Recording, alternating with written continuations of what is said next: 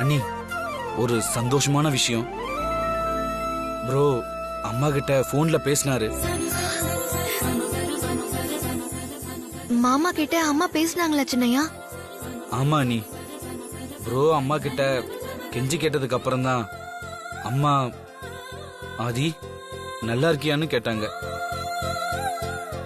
இன்னும் 24 மணி நேரத்துக்குள்ள பிரஸ் மீடியாவே அம்மாவை நிரபராதின்னு சொல்ல வைக்கிறேன், அம்மாவை நிரபராதின்னு நிரூபிக்கிறேன்னு அம்மாவுக்கு ப்ரோ வாக்கு கொடுத்திருக்காரு அண்ணி. அதனால ப்ரோ கிளம்பி வந்துட்டு இருப்பாருன்னு நினைக்கிறேன். ப்ரோ போன் பண்ணதுக்கு அப்புறம் அம்மா மீடியா கிட்ட என் மகன் ஆதி வந்துட்டான், இன்னும் 24 மணி நேரத்துல நான் குற்றவாளி இல்லைன்னு என் மகன் நிரூபிப்பான்னு நம்பிக்கையா சொன்னாங்க நீ. ஆனா அதுல ஒரு மீடியா பர்சன் மட்டும் ஒருவேளை உங்க மகனால 24 மணி நேரத்துக்குள்ள உங்களை நிரபராதின்னு நிரூபிக்க முடியலன்னா என்ன பண்ணுவீங்கன்னு கேட்டாரு. அதுக்கு அம்மா சொன்ன பதில் தான் ரொம்ப அதிர்ச்சியா இருந்தது அண்ணி. அம்மா அப்படி என்ன சொன்னாங்க சின்னையா? அப்படி நிரூபிக்க முடியலன்னா அடுத்த நிமிஷமே நான் உயிரோட இருக்க மாட்டேன்னு சொல்லிட்டாங்க அண்ணி. நீங்க பயப்படாதீங்க அண்ணி, ப்ரோ வந்துருவாரு. கண்டிப்பா அம்மாவை அவர் காப்பாத்துவாரு, சொன்னதை செய்வாரு. ப்ரோ கால் பண்ண விஷயத்த உங்ககிட்ட சொல்றதுக்காக தான் நான் கால் பண்ணேன். நான் உங்களுக்கு அப்புறமா கால் பண்றேன் அண்ணி. சரிங்க சின்னையா.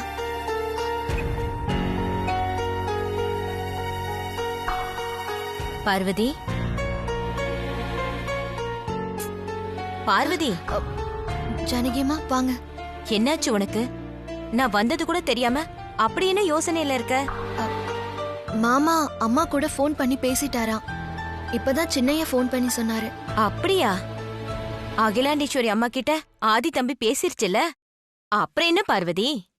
மாமா இன்னும் 24 மணி நேரத்துல அம்மாவை நிரபராதின்னு நிரூபிக்க போறதா சொல்லிருக்காராம். ஆதி தம்பி கண்டிப்பா சொன்னதை செஞ்சிருவாரு, நீ எதுக்கும் கவலைப்படாத. எனக்கும் நம்பிக்கை இருக்கு ஜானகி அம்மா. ஆனா வீட்ல கண்ணாடி பாத்திரம் தவறி விழுந்து உடைஞ்சு போச்சு, அது நல்ல சகுனம் இல்லைன்னு சொல்லுவாங்க. அதனால மாமா சொன்ன மாதிரி செஞ்சு முடிக்கணும். அம்மா மேல இருக்கிற குற்றச்சாட்டுல இருந்து அவங்க நல்லபடியா வெளியில வரணும். அதுக்காக நான் குருஜியை போய் பார்த்து ஏதாவது பரிகாரம் இருக்கான்னு கேட்கணும். நானும் உன் கூட வரேன், வா இப்பவே கிளம்பலாம். சரிங்க ஜானகி அம்மா, வாங்க போலாம். வா.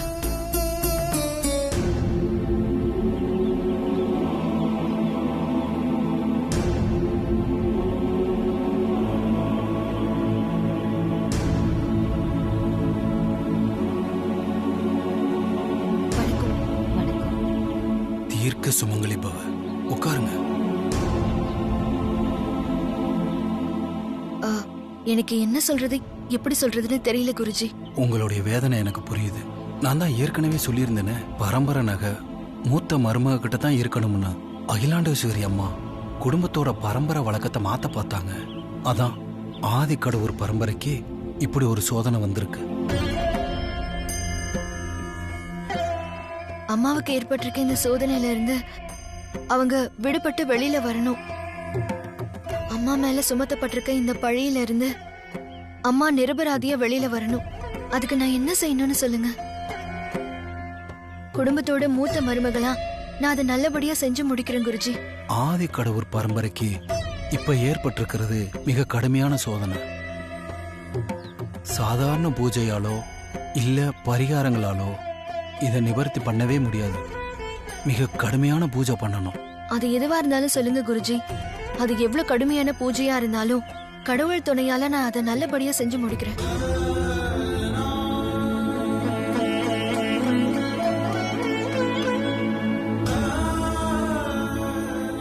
கடுமையான பூஜை தான், ஆனா அதை தவ மாதிரி செய்யணும்.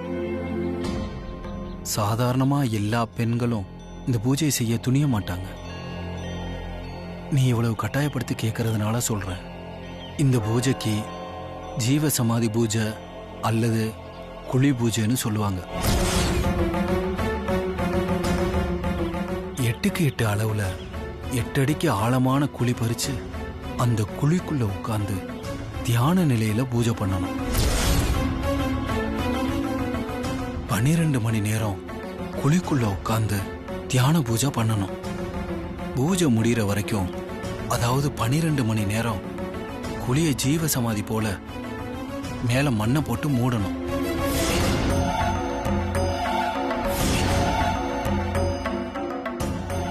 ஐயோ பார்வதி, நீங்க பயப்படாதீங்க ஜானகி அம்மா.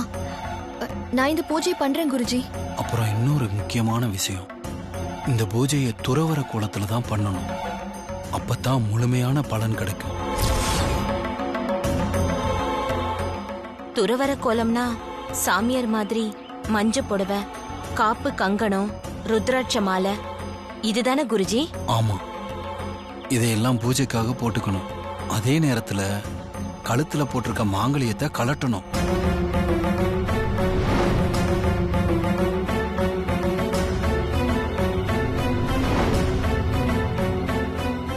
இந்த பூஜையில இதான் ரொம்ப ரொம்ப முக்கியமான சடங்கு.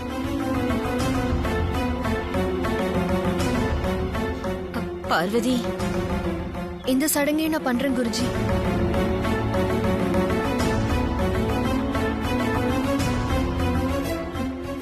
நீங்க சொன்னதெல்லாம் நான் ஞாபகம் வச்சுக்கிறேன். நீங்க சொன்னபடியே நான் பூஜையை செஞ்சு முடிக்கிறேன். என்ன ஆசீர்வாதம் பண்ணுங்க குருஜி. எல்லாம் நல்லபடியா நடக்க கடவுள் உன் கூட இருப்பார். சரி, நாங்க வரோம் குருஜி. நல்லது.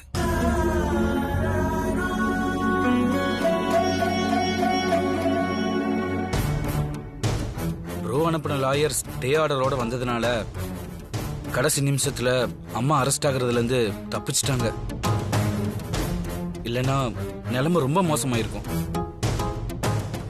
ஆமா அருண், ஆதி ஹைதராபாத்ல இருந்தாலும் உங்க அம்மா விஷயத்துல யோசிச்சு புத்திசாலித்தனமா செயல்பட்டிருக்கான். 24 மணி நேரத்துக்குள்ள ஆதி உண்மையை நிரூபிக்கிறேன்னு சொல்லிருக்காரு. என்ன பண்ண போறாருன்னு தெரியலையே.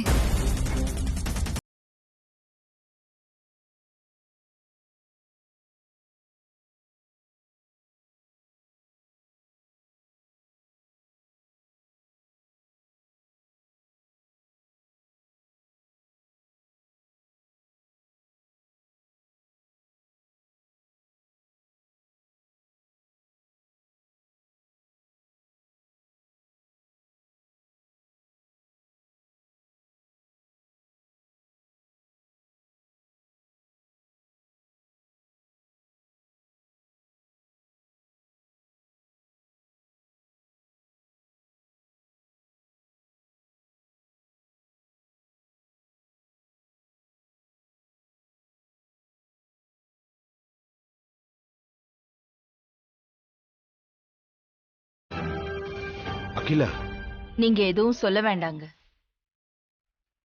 24 மணி நேரத்துல எல்லாத்தையும் சரி பண்றேன்னு ஆதி சொல்லிட்டான்ல. இனிமே எல்லாத்தையும் அவன் பார்த்துப்பான்.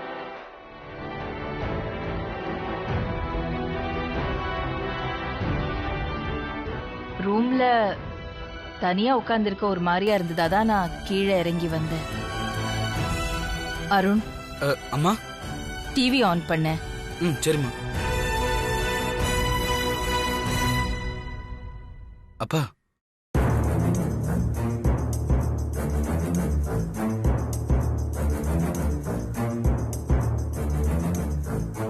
இந்த ஓமப்பொடி எதுக்கு இப்ப இங்க வருது? உள்ள வாங்க.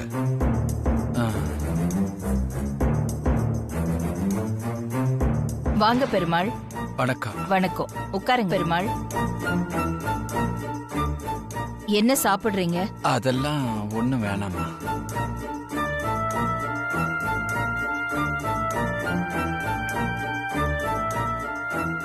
என்ன பெருமாள், ஏதோ சொல்ல வந்துட்டு அத சொல்றதுக்கு தயங்குற மாதிரி இருக்கே, என்ன விஷயம்? எல்லாம் உங்களை பத்தி விஷயம்தான்.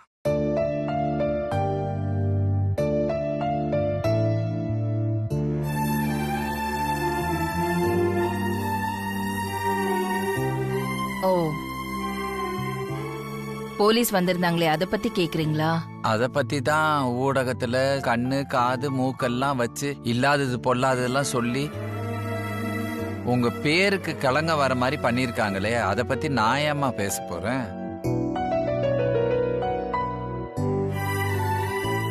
மேடம், இந்த ஊருக்கு பழி சொல்ல தெரியும், ஆனா அதுலேருந்து வெளியே வர்றதுக்கு வழி சொல்ல தெரியாது மேடம். நீங்க சொல்றது உண்மைதான் பெருமாள்.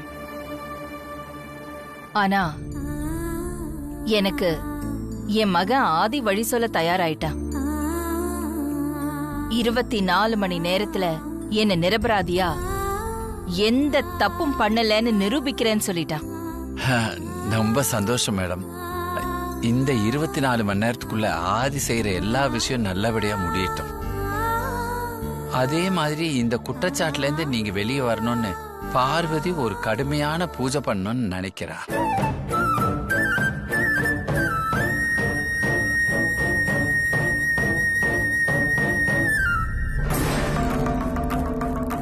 பார்வதி கடுமையான பூஜை பண்ண போறாளா? ஆமா சார்.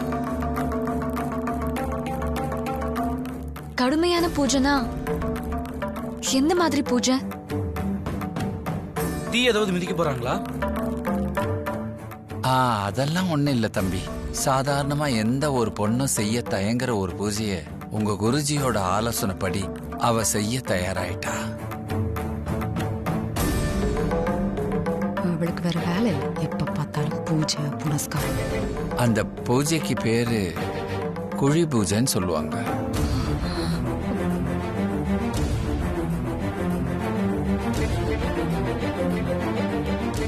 குழி பூஜையா?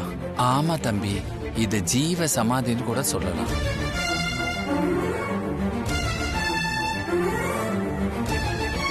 இந்த சித்தர்கள்லாம் உயிரோட சமாதி ஆவாங்களே, அதே மாதிரி. பார்வதி 8 அடி குழிக்குள்ள இறங்கி அப்படியே தியான நிலையில போய் உட்கார்ந்துருவா. உட்கார்ந்த உடனே அப்படியே ஸ்லாப் எல்லாம் போட்டு மண்ணை போட்டு மூடிடுவாங்க. அவ இந்த விஷயங்களை இன்னைக்கு நைட்டே பண்ண போறா.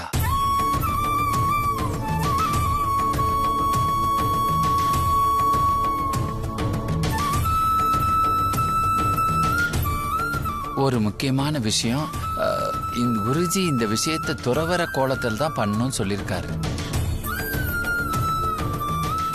அடடடா, சூப்பர் சூப்பர் சூப்பர். துறவற கோலமா? அப்படின்னா என்ன? சுமங்கலி பொண்ணுங்க புருஷன் கட்டின தாலியை கலட்டிட்டு வெறுங்கழுத்தோட குழிக்குள்ள இறங்கணுமா. குழிக்குள்ளையா?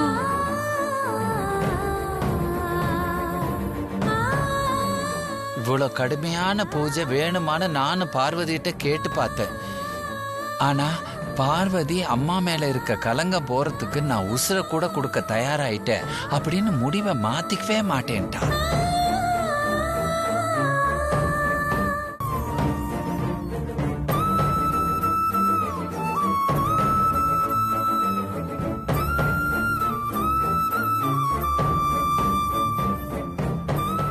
இத உங்க எல்லார்கிட்டயும் சொல்லிட்டு போலான் தான் வந்தேன். அப்போ நான் வரேங்க.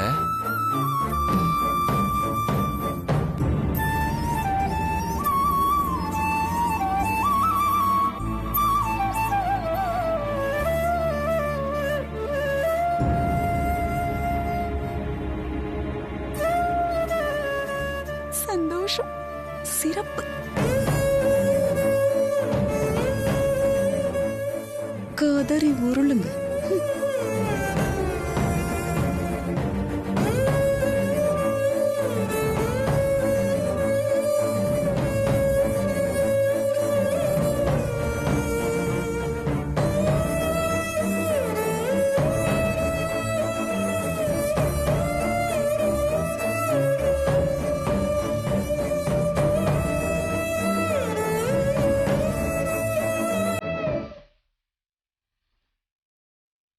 குழி பூஜையா? என்ன மேடம் சொல்றீங்க? இந்த மாதிரி ஒரு பூஜைய நான் இது வரைக்கும் கேள்விப்பட்டதே இல்லையே.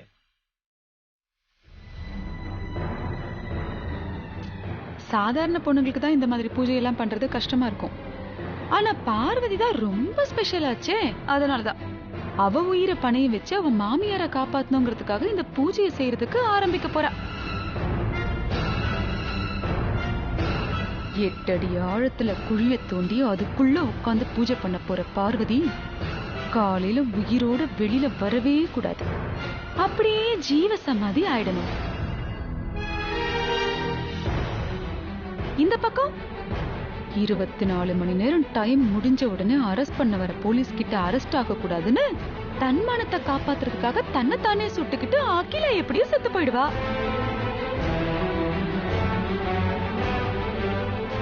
ஒரு பக்கம் மாமியாரு, ஒரு பக்கம் மருமக. இவங்க 2 பேரும் செத்து கிடக்கிறத நினைச்சா இப்படியே எனக்கு சந்தோஷத்துல தலைகால் புரியல. அவ்வளோ சந்தோஷமா இருக்கு.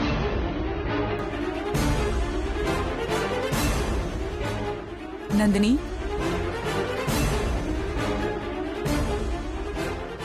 என்னது நாளைக்கு நடக்க போற சந்தோஷத்தை நினைச்சு நான் இங்க குதிச்சிட்டு இருக்கேன். நீ ஒண்ணுமே சொல்லாம என்னமோ அங்க பார்த்து யோசிச்சிட்டு இருக்க. அப்படி என்ன யோசனை? ஆதிய பத்தி தான் நான் யோசனை பண்ணிக்கிட்டு இருக்கேன் ஆண்டி. ஆதியை பத்தி யோசனை பண்ணிட்டு இருந்தீங்களா? என்ன மேடம் சொல்றீங்க? என்ன நந்தினி, ஆதிதான் இப்ப ஊர்லயே இல்லையே, சீன்லயே இல்லாதவனை பத்தி நீ எதுக்கு தேவையில்லாம யோசிச்சுட்டு இருக்க? சீன்லயே இல்லாத ஆதிதான் எங்கேயோ இருந்துகிட்டு அகிலாண்டேஸ்வரிய கைது பண்ண விடாம ஸ்டே வாங்கியிருக்கான். அத கொஞ்சம் நினைச்சு பாத்தீங்களா?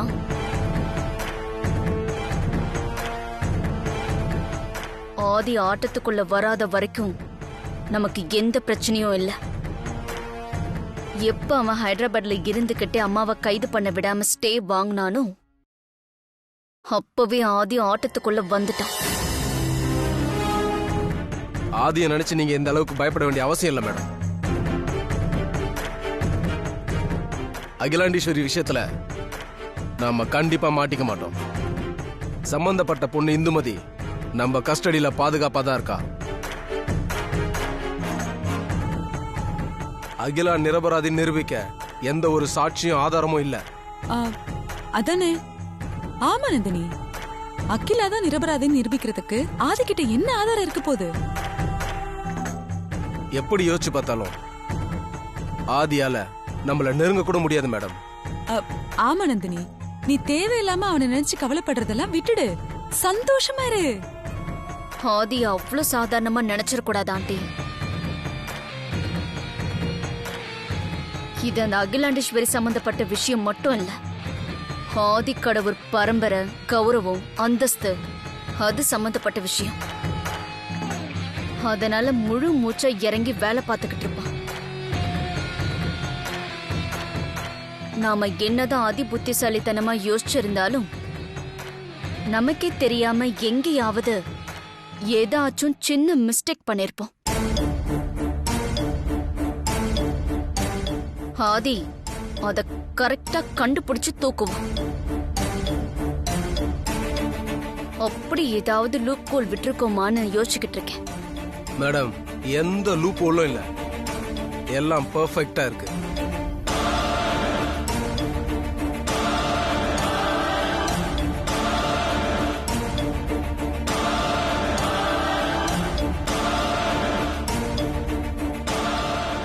போதை மாத்திரை சப்ளை பண்ணானே அந்த பையன் இப்ப எங்க இருக்கான்?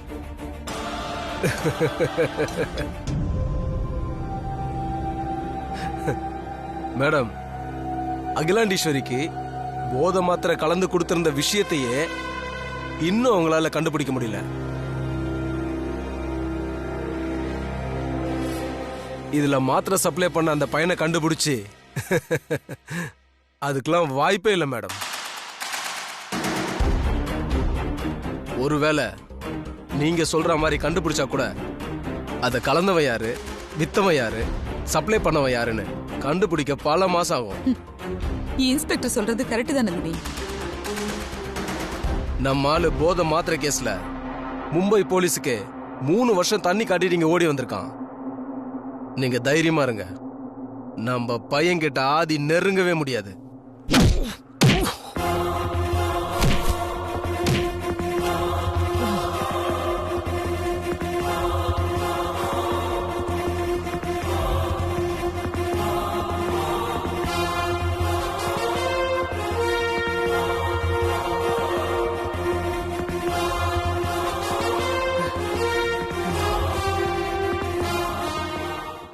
யாரா நீ? ஆதிடா.